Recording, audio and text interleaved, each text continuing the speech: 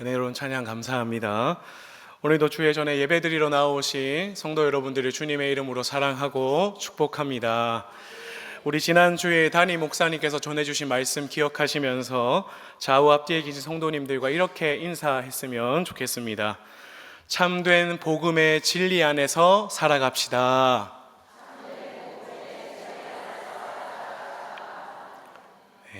우리 이번에는 두 손을 뻗어서 축복하며 이렇게 해볼까요? 당신은 너무나 소중한 사람입니다. 아멘. 우리 다 사랑하는 대한교회 성도님들이 어느 것도 더하거나 빼지 않은 참된 복음 안에서 서로의 소중함을 인정해주고 하나 되어 하나님 나라를 세워갈 수 있기를 주님의 이름으로 축복합니다. 이 시간 경우에 합당한 말이라는 제목의 말씀으로 은혜 나누기를 원합니다.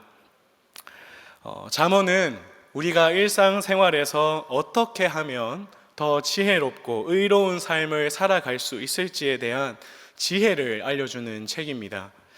특별히 오늘 본문에서는 우리가 사용하고 있는 이 말에 대해서 다루고 있습니다. 사람에게 있어서 말이라고 하는 것은 강조하고 또 강조해도 과하지 않을 만큼 매우 중요합니다. 창세기에서는 하나님께서 세상을 말씀으로 창조하셨고 그 생명력 넘치는 말씀으로 사람을 하나님의 형상을 닮은 존재로 창조하셨습니다. 이를 생각해 볼 때 하나님의 형상을 닮은 우리들, 이 사람 또한 우리가 사용하는 말에 생명의 능력이 동일하게 있다라고 해도 과언은 아닐 것입니다.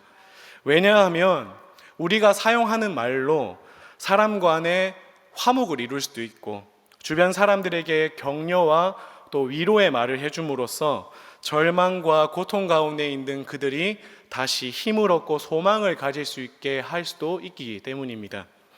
따라서 이 하나님께서 우리 그리스도인들에게 하나님의 형상의 일부인 이 말이라고 하는 것을 주신 것은 말을 통해서 선한 것을 도모하고 또 생명을 살리는 일에 사용하라고 주신 것이 우리가 사용한 말이라는 것입니다.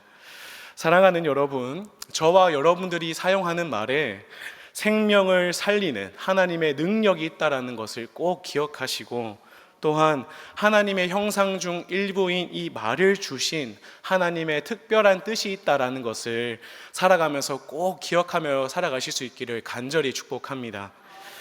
오늘 본문에서는 특별히 이 사람과 사람의 관계에 있어서 갈등의 상황이 벌어졌을 때 어떻게 해야 하는지를 가르쳐 줍니다. 본문을 하나씩 살펴보겠습니다. 우리 8절 말씀을 화면을 보면서 함께 다시 읽어보겠습니다. 시작. 너는 서둘러 나가서 다투지 말라. 마침내 내가 이웃에게서 욕을 보게 될 때에 내가 어찌할 줄을 알지 못할까 두렵라. 아멘. 이 구절에서 우리가 먼저 주목할 것은 서둘러 나가서 다투지 마라 라는 대목입니다. 사람 간의 이 갈등의 상황 속에서 우리는 어떻게 해야 하는가? 서둘러 나가서 다투지 말아야 한다라는 것입니다. 그럼 반대로 서둘러 나가서 우리가 다투게 될 때는 이웃에게서 욕을 보게 된다라는 것이죠. 여러분, 우리가 한번 생각을 해보기를 원합니다. 사람이 말다툼을 시작하게 되는 경우에 보통 나는 옳고 상대방은 틀렸다라고 생각하는 자기 주장에서부터 시작합니다. 그런데 종종 우리는 내가 옳고 너는 틀렸다라는 생각으로 다투었다가 나중에 돌아보면 오히려 내가 틀리고 상대방이 옳아서 내가 부끄러움을 당할 때도 종종 있습니다. 그래서 심할 때는 긴 시간 동안 오랫도록 이렇게 쌓아왔던 관계가 깨질 위험에도 처하기도 합니다. 사실 우리가 이 평온할 때에는 서둘러서 말하는 경우가 잘 없습니다. 또 설령 서둘러 말한다라고 할지라도 관계가 평온할 때이기 때문에 내가 말 실수를 해도 상대방이 그 실수를 이해해 줄 수 있는 여유가 있습니다. 그런데 갈등의 상황에서는 어떻습니까? 나도 예민하지만 상대방도 예민한 상태입니다. 그렇기 때문에 우리가 갈등의 상황, 서로가 예민한 상태에서 서둘러서 말하다 보면 말 실수를 하게 되고 그로 인해 그 갈등의 상황이 더 심각해질 수도 있다라는 것이죠. 그래서 잠언은 이 갈등의 상황은 관계에 있어서 적신호다라는 것을 알려주는 것이고, 또 그러한 상황일수록 우리가 서둘러 나가서 다투는 것이 아니라, 서둘러 나가서 말하려고 하는 것이 아니라 더 천천히, 그럴 때일수록 천천히 침착하게 판단해서 말할 것을 말씀하고 있는 것입니다. 왜냐? 잘못하면 내가 부끄러움을 당할 수도 있고 심지어 그 관계가 깨어져 버릴 수도 있기 때문에. 더불어서 이 말에 대해서 성경에서는 다른 중요한 말씀도 언급을 합니다. 우리 야고보서 1장 19절을 함께 화면에 보면서 읽어보겠습니다. 시작. 내 사랑하는 형제들아, 너희가 알지니 사람마다 듣기는 속히 하고 말하기는 더디하며 성내기도 더디하라. 아멘. 야고보는 이 관계에 있어서 듣는 것은 속히 하되 말하는 것은 더디하라라고 말합니다. 이것은 즉 말하는 것과 듣는 것에 있어서 우선순위를 어디에 두어야 한다는 것입니까? 듣는 것에 두어야 한다라는 것입니다. 여기에서 더디하라는 것은 단순히 내가 말을 천천히만 하라는 것이 아니라 상대방의 말을 더 신경을 써서 들은 다음에 판단을 천천히 해라라는 뜻입니다. 우리가 화가 나면 어떻습니까? 감정이 올라옵니다. 그리고 흥분이 되기 때문에 판단을 그 순간순간에 빨리 하려고 합니다. 판단을 빨리 하다 보니 자연스럽게 말이 빨라지고 그러다가 말 실수가 나오게 되는 것입니다. 그래서 야고보는 우리가 말을 할 때에 신중하게 판단을 해서 말해야 되고, 그렇게 신중하게 판단해서 말하게 되면 말씀처럼 성내는 일은 알아서 줄어들게 된다라는 것입니다. 정리하자면 관계에 있어서 기본적으로 말하기보다는 듣는 것을 우선순위로 두고 상대방에 대한 판단을 천천히 하게 되면 내가 부끄러움을 당하게 되거나 성내는 일은 자연스럽게 더디어진다라는 의미입니다. 그런데요, 여러분 삶에서 이것이 잘 되시던가요? 말하기보다 듣는 걸 더 우선시하고 판단을 천천히 해서 말하고 그렇게 살아가는 게 이게 쉬운 일이 아닙니다. 그래서 우리가 만약에 이것이 잘 되는 사람들이었다라면 성경에서는 이에 대한 교훈을 굳이 기록하지도 않았을 뿐더러 잘했다면 우리가 평생 다투는 일이나 성내는 일도 분명히 없었을 것입니다. 그래서 잠언에서는 이에 대해 이어서 그 다음 구절에 이렇게 이야기합니다. 9절 10절 말씀인데요, 제가 읽어드리겠습니다. 너는 이웃과 다투거든 변론만 하고 남의 은밀한 일은 누설하지 말라.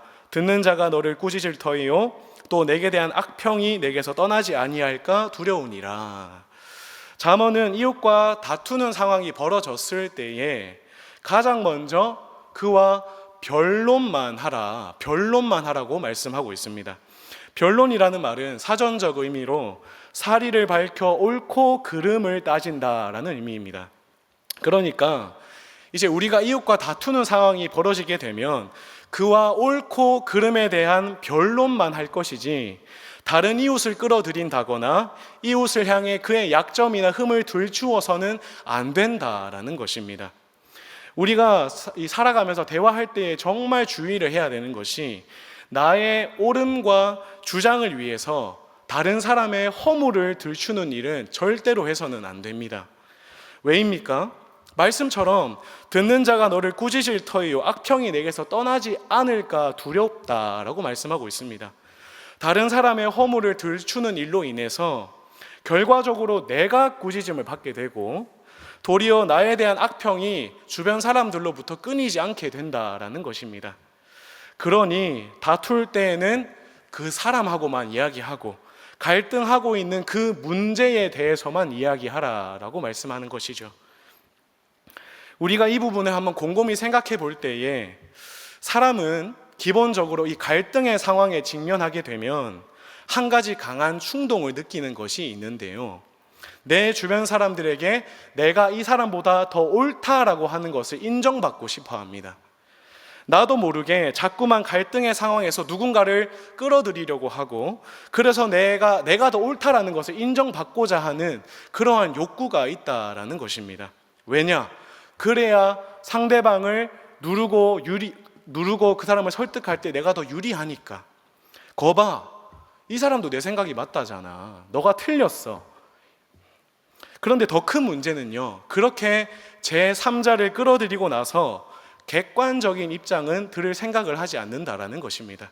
어떻게든 상대방이 틀렸다라는 것만 주장하고, 이를 위한 무기로 그 사람의 허물을 들추는, 약점을 공격하는 일까지 하게 된다라는 것이죠.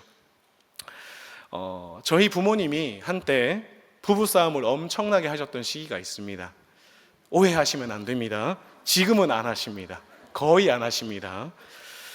부부싸움을 하시면 거의 늘상 이어지는 패턴이 있는데요, 나중에 뒤에서 저를 부르시던지 제 동생을 따로 부르십니다. 그리고 너 아빠가 하는 말 들었냐고. 엄마가 그렇게나 말했는데 아빠가 문제지 엄마가 문제야? 너가 한번 대답해봐. 너의 아빠는 늘 저런 식이었어. 그러면 아버지가 나중에 뭐라고 하시냐면, 네 엄마 아빠한테 이야기하는 거 다 봤지? 네 엄마 성질 좀 봐라. 이게 아빠한테 문제가 있는 거가? 갈등의 상황에서 저가 되었든 동생이 되었든 누군가를 끌어들여서 상대방의 흠을 잡게 되더라라는 것입니다. 마치 우리 집은 전혀 안 그런 것처럼 보시는데, 우리에게 이러한 성향이 다 있다라는 것입니다. 우리의 삶에서 이 갈등의 상황이 참 쉽지 않은 이유가 또 하나가 더 있는데요, 부부를 예로 들어서 처음에 어떤 문제가 있어서 다투었다고 가정을 한다면, 예를 들어 양말을 남편이 자꾸만 뒤집어 벗습니다. 그래서 아내가 답답해서 뭐라고 해요. 그럼 그 행동에 대해 지적받은 남편은 기분이 좋지를 않겠죠. 그래서 스파크가 탁 뛰어서 갈등, 싸움이 일어납니다. 그런데 싸움이 지속되다가 서로의 흠을 계속 이야기하다 보면 이전에 있었던 일까지 다 굳이 가져와서 들추게 되고, 나중에는 처음 싸웠던 문제는 온데간데 없고 왜 싸웠는지도 기억도 안 나고, 후에는 감정만 상해져 있습니다. 그러다가 결국엔 포기를 하고 미안하다 사과하고 상황은 종료되었는데 어떻습니까? 밤에 잠잘 때는 한쪽이 등 돌리고 자거나 거실로 나갑니다. 왜 그럴까요? 문제는 해결됐습니다. 문제는 해결된 것 같은데 그 상황에서 서로의 흠을 들추는 것 때문에 내 감정이 상했다라는 것입니다. 그러니까 본문에서 말씀하고 있는 변론만 하고 남의 은밀한 일을 누설하지 말라라는 뜻이 바로 이러한 뜻이라는 것입니다. 그 사람하고만 변론만 하라는 것은 단순히 그 사람하고만이 아니라 그 사람과 갈등하고 있는 그 문제에 대해서만 이야기하고 그 이상으로는 가지 말라는 것입니다. 그 이상으로 넘어가면 상대방의 흠을 잡아야 되고 감정을 건드려야 되고, 감정을 건드리면 결국에는 해결이 된 것 같아도 이미 관계에 금이 갔기 때문에 다시 화목을 이루기에 너무 어렵다라는 것입니다. 내가 왜 그런 행동을 했는지, 그 상황에서 내가 왜 그렇게 기분이 나빴었는지를 그 상황에 대한 변론만 해야 더 나쁜 상황으로 들어가지 않는다라는 것이죠. 이와 연결해서 우리가 한 가지를 더 짚고 넘어갈 것이 있습니다. 우리 고린도후서 5장 19절을 함께 읽어보겠습니다. 시작.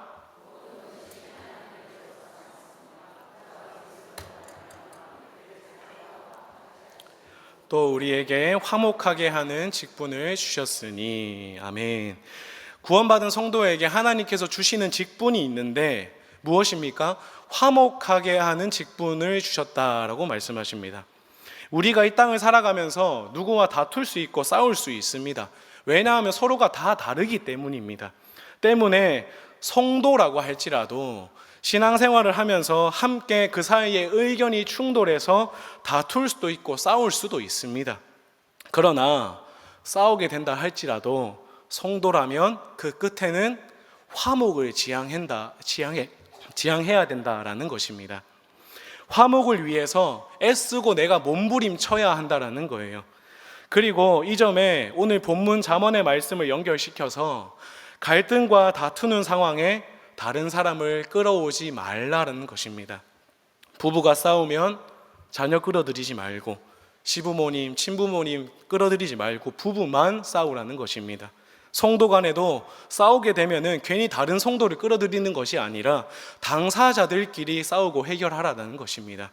그래서 다투는 그 문제에 대해서만 서로가 집중해서, 그리고 무엇보다 상대방의 감정만큼은 건드리지 않으면서 싸움이 끝나더라도 관계의 회복과 화목의 길이 열릴 수 있도록 노력하라는 것입니다. 사랑하는 여러분, 혹여나 살아가시다가 싸우게 된다라고 할지라도, 안 싸우면 좋겠지만 그러나 살아가시다가 싸우게 된다라고 하신다면 우리가 하나님께로부터 화목의 직분을 받은 존재들이다라는 것을 기억하시고 화목하기 위해 애쓰고 몸부림치시기를 주님의 이름으로 간절히 축복합니다. 갈등의 상황에서 다른 사람을 끌어들이거나 상대방의 감정을 건드리는 것은 정말 위험한 행동입니다. 싸우려거든 당사자하고만 싸우시고 그 문제에 대해서만 변론만 하시고 내가 옳고 너가 틀렸어가 아니라 내가 그렇게 할 수밖에 없었던 이유에 대해서 설명하시고 그렇게 변론만 해야 끝났을 때에도 다시 화목을 할 수 있다라는 것을 꼭 기억할 수 있기를 다시 한 번 더 주님의 이름으로 축복합니다. 다음으로 11절부터 13절까지 말씀입니다. 같이 함께 읽겠습니다. 시작. 경우에 합당한 말은 은쟁반의 금사관이라 슬기로운 자의 책망은 청종하는 귀의 금고리와 정금 장식이니라. 충성된 사자는 그를 보낸 이에게 마치 추수하는 날의 얼음 냉수 같아서 능히 그 주인의 마음을 시원하게 하느니라. 아멘. 우선 이 대목에서 주목해야 할 것은 경우에 합당한 말이라는 대목입니다. 이것을 원어로 하면 다바르 알 오픈 아이브인데 직역하면 제자리에 맞는 말, 알맞게 놓여진 말이라는 뜻입니다. 즉 단순히 정답이나 논리적으로 옳음을 말하라는 것이 아니라 시기와 태도, 맥락에 맞게 사용되는 말을 뜻하는 것입니다. 이러한 경우에 합당한 말이 마치 은쟁반 위에 금사과처럼 엄청나게 귀하고 귀에 금고리와 정금 장식과도 같다라는 것입니다.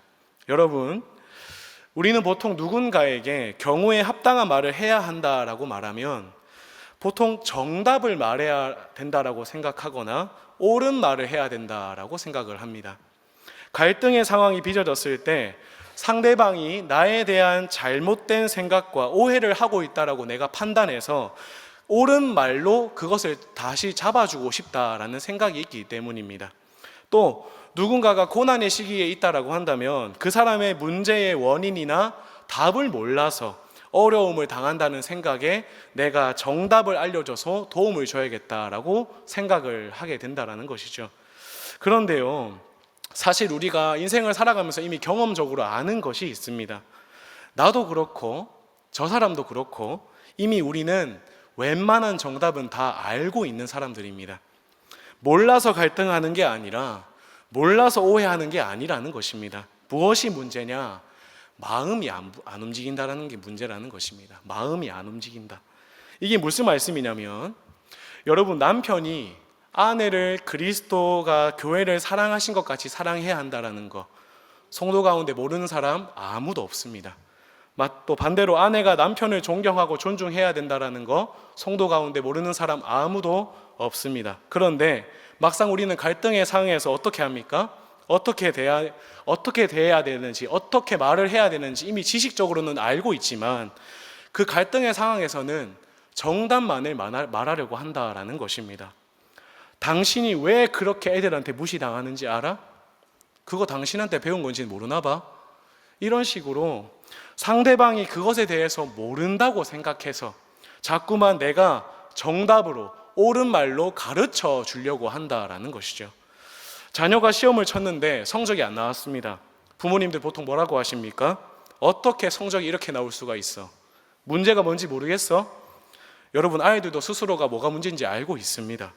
내가 공부를 안 했기 때문에, 남들보다 공부 덜 했으니까 당연히 게임했으니까 공부 성적이 안 올랐다는 거, 본인 스스로도 정답을 알고 있다라는 것이죠.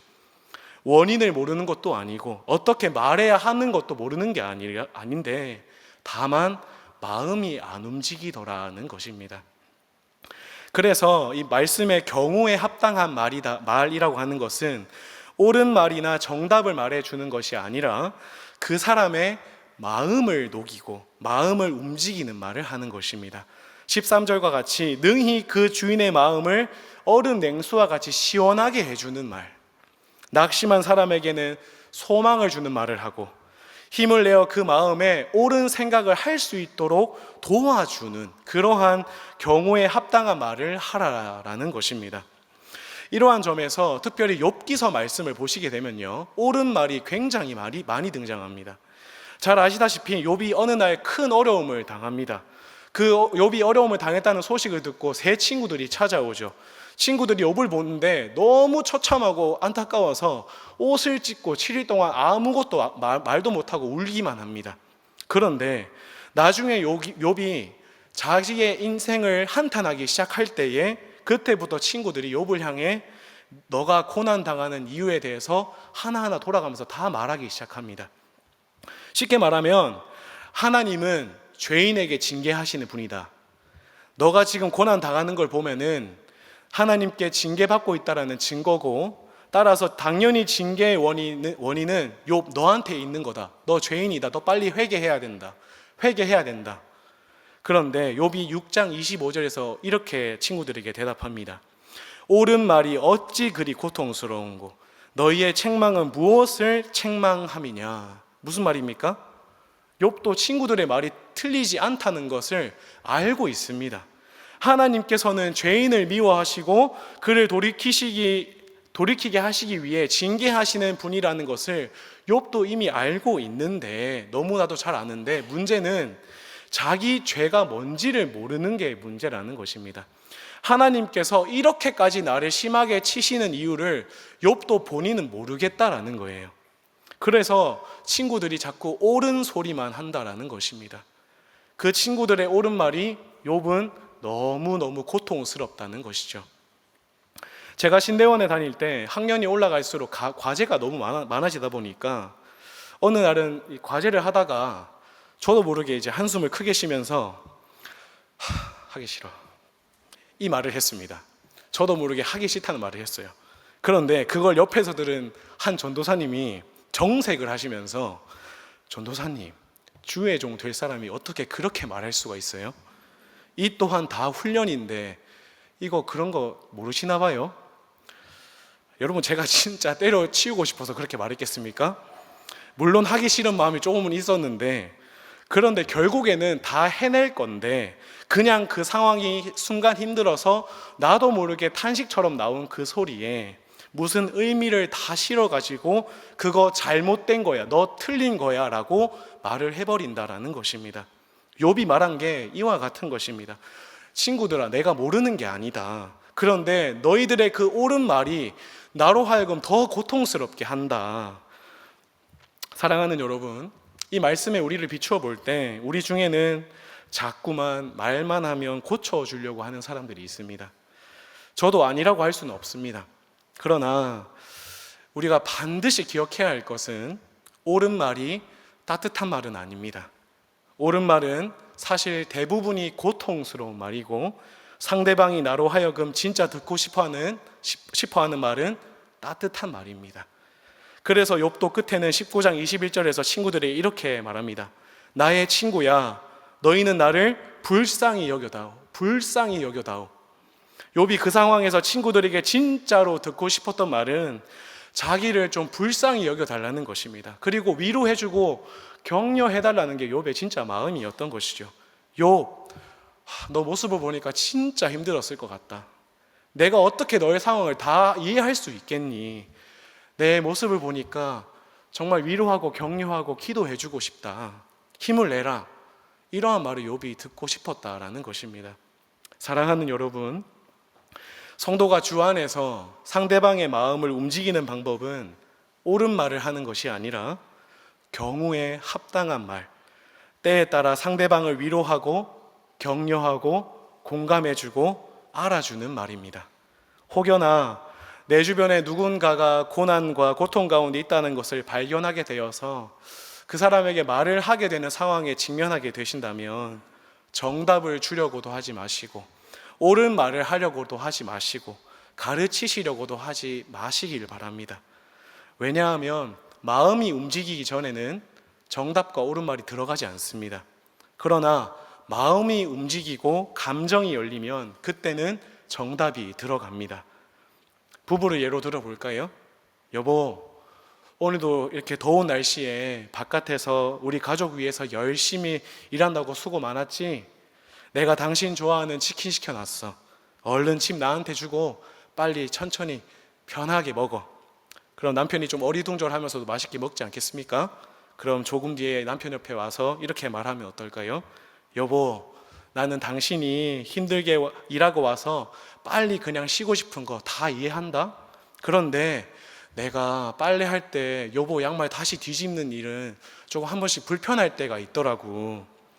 혹시 나를 위해서 그 양말 벗는 일을 좀 신경 써서 해줄 수 있을까? 이렇게 말하면 남편이 어떻게 안 그렇게 할 수 있겠습니까?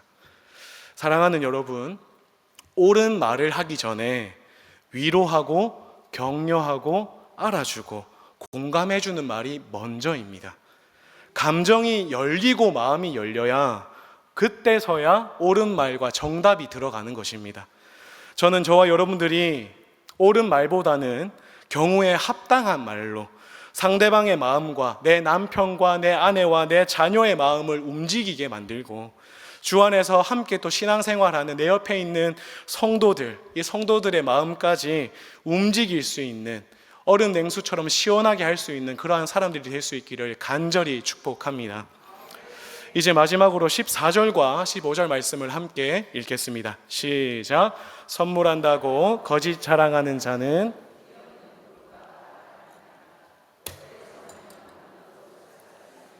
부드러운 혀는 꺾느니라. 아멘. 우선 14절을 보시면 선물한다고 거짓 자랑한다. 이 말의 뜻은 갈등의 상황에서 갈등을 그냥 빨리 피하고 싶어서 외면하고 싶어서 하는 말을 뜻합니다. 상황을 순간적으로 모면하기 위해 나도 모르게 습관적으로 뱉는 말을 뜻한다는 것이죠. 예를 들면 이제 어릴 적부터 제가 부모님과 갈등을 할 때마다 습관처럼 내뱉는 말이 있는데 일단 알겠어요. 엄마 일단 알겠어요. 나중에 할게요. 아빠 일단 알겠어요. 나중에 할게요. 잔소리가 듣기 싫으니까 잔소리 듣는 상황을 일단 벗어나고 싶으니까 일단 습관적으로 내뱉고 보는 거죠. 일단 알겠어요. 나중에 할게요. 진짜 할게요. 그럼 그 내뱉은 말로 상황은 모면이 됩니다.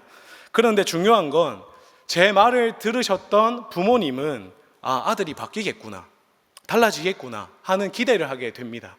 그런데 문제는 제가 그렇게 내뱉고 나서 할까요? 안 할까요? 안 합니다.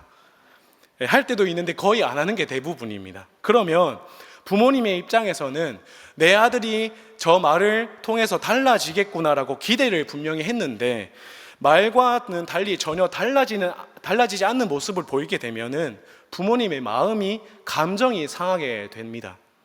차라리 말을 하지 말지. 그럼 기대라도 안 했을 텐데 쓸데없이 괜히 기대해서 감정만 상하게 만들고 심지어는 나중에 분노까지 차오르게 됩니다. 이를 하반절에서 뭐라 비유하느냐? 비 없는 구름과 바람과 같다라고 말씀합니다.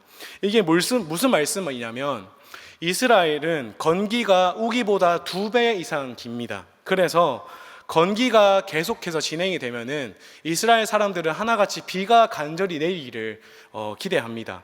그런데 어느 날 하늘을 보니까 바람이 불어서 구름이 몰려오고 바람이 구름을 그렇게 몰고 오면 당연히 무엇을 기다릴까요?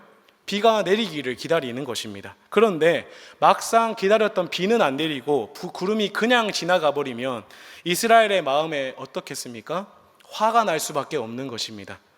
차라리 바람이 불지 말지, 구름도 오지 말지, 괜히 비 올 것 같이 기대하게 해놓고 왜 안 오고 그냥 지나가냐. 이것이 관계에 있어서도 마찬가지다라는 것입니다. 우리가 관계에 있어서 갈등을 순간 모면하기 위해서 하는 거짓말은 관계에 아무런 도움이 되지 않는다라는 것이죠. 그러면 어떻게 해야 하느냐? 오래 참으면 관원도 설득할 수 있나니 부드러운 혀는 뼈를 꺾는다라고 말합니다. 관계에 있어서 우리 가운데 갈등을 좋아하는 사람은 아무도 없을 것입니다. 그런데 아이러니하게도 갈등이 마냥 나쁘다고만 할 수도 없습니다. 어떤 면에서 보면 갈등도 유익한 면이 있습니다. 갈등이 일어나기 전까지는 상대방과 나 사이의 다름을 깨닫지 못하기 때문입니다. 그런데 갈등이 일어났다는 것은 내가 저 사람과 다르구나라는 것을 인식하게 되는 계기가 되는 것입니다. 우리 가운데 비슷한 사람은 있어도 똑같은 사람은 없습니다. 그래서 갈등하기 전까지는 우리가 모르는 채로 살았다가 갈등을 비로소 경험하면서 이 사람과 나는 이게 다르구나. 저 사람은 이럴 때 화를 내는구나. 저 사람은 이럴 때 예민하게 구는구나. 남편과 나는 이게 다르고 아내와 나는 이게 다르구나 라는 것을 갈등을 통해 깨닫게 된다라는 것입니다.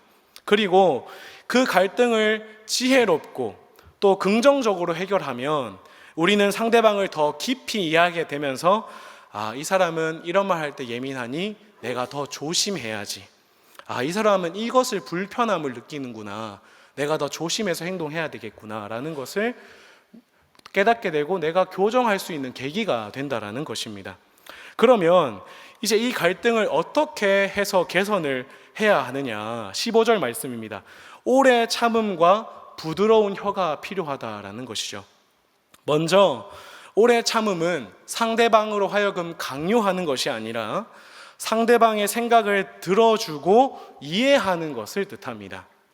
갈등의 상황에서 기본적으로 우리는 내가 맞고 너는 틀렸다라는 자세를 취합니다. 그런데 문제는 이게 나만 그런 게 아니라 상대도 나는 맞고 너는 틀렸어. 똑같은 자세를 취한다라는 것이죠. 그러나 이러한 팽팽한 상황 가운데서도 지혜로운 사람은 나는 내가 옳고 너가 틀렸다라고 생각하지만 그럼에도 너가 옳다고 생각하는 너를 이해하고 너의 말을 끝까지 듣고 참을게 라고 생각하는 모습을 보인다라는 것입니다.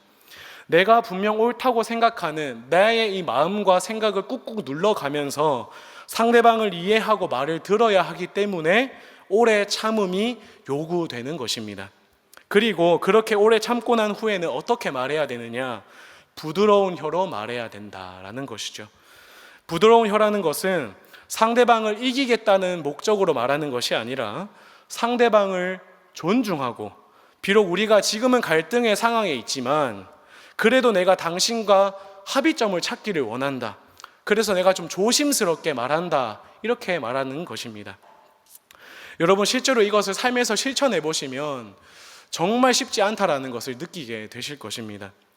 내 안에 올라오는 무언가를 자꾸 누르고 참고 또 그런 중에 상대방을 존중하면서 조심스럽게 말하는 이 모든 과정이 결코 쉽게 되지 않습니다. 엄청난 노력과 훈련이 필요합니다. 그런데요, 말씀에 기록하기를 이러한 오래 참음과 부드러운 혀가 결국에는 관원도 설득하는 힘이 있고 뼈를 꺾는 힘이 있다라고 말씀합니다. 강하게 말해서 상대방을 꺾어버리는 것이 아니라 부드럽게 말함으로 오히려 상대방의 생각을 꺾을 수 있다라는 것입니다. 특별히 우리가 꼭 기억해야 할 것이 있다면 오래 참음과 부드러운 혀와 같은 온유함은 사랑의 열매입니다. 우리가 다 다른 존재이기 때문에 갈등할 수밖에 없지만 갈등에 대한 가장 좋은 해결 방법은 내가 상대방을 먼저 사랑하는 것입니다. 사랑하는 여러분, 사랑하면 참을 수 있습니다. 사랑하면 이해할 수 있습니다. 사랑하면 끝까지 들을 수 있습니다. 그래서 사랑하면 마지막까지 부드럽게 말할 수 있습니다. 갈등의 상황에서 만약 내가 옳은 것만 같아도 하나님 앞에 나도 온전한 존재가 아니기 때문에 하나님께서 나를 용납하시고 참아주신 것을 생각하면 내가 오래 참지 못할 이유가 없고 부드럽게 말하지 못할 이유가 없는 줄로 믿습니다. 저는 저와 여러분들이 이러한 오래 참음과 부드러운 혀로 관계를 정말 선한 방향으로 개선시키시고 화목으로 이끌어 나아가실 수 있기를 주님의 이름으로 축복합니다. 말씀을 맺겠습니다. 갈등의 상황에서 서둘러 말하다가 상대방의 감정을 상하게 만들지 마시고 천천히 생각하고 판단하여서 말하실 수 있기를 부탁드립니다. 그리고 경우에 합당한 말을 하실 수 있기를 바랍니다. 다시 말씀드리지만 경우에 합당한 말은 정답이나 옳은 말이 아닙니다. 상황과 사람의 마음에 가장 적절하게 마음을 녹이고 그 사람의 마음을 움직이게 만드는 지혜입니다. 마음이 열려야 비로소 옳은 말이 들어갑니다. 마지막으로 습관적인 거짓말로 상황을 모면하기보다 오래 참음과 부드러운 혀로 그러한 온유함으로 갈등을 해소하고 관계를 개선시켜 나아갈 수 있기를 축복합니다. 말씀 앞에 이성적으로는 내가 옳은 것만 같아도 온전하지 않은 나를 사랑하시고 오래 참으신 하나님을 생각하시면서 내가 먼저 상대방을 사랑함으로 관계 속에서 오래 참음과 또 부드러운 온유함의 열매를 맺어서 화목을 이끌어가는 저와 여러분들이 될 수 있기를 주님의 이름으로 축복합니다.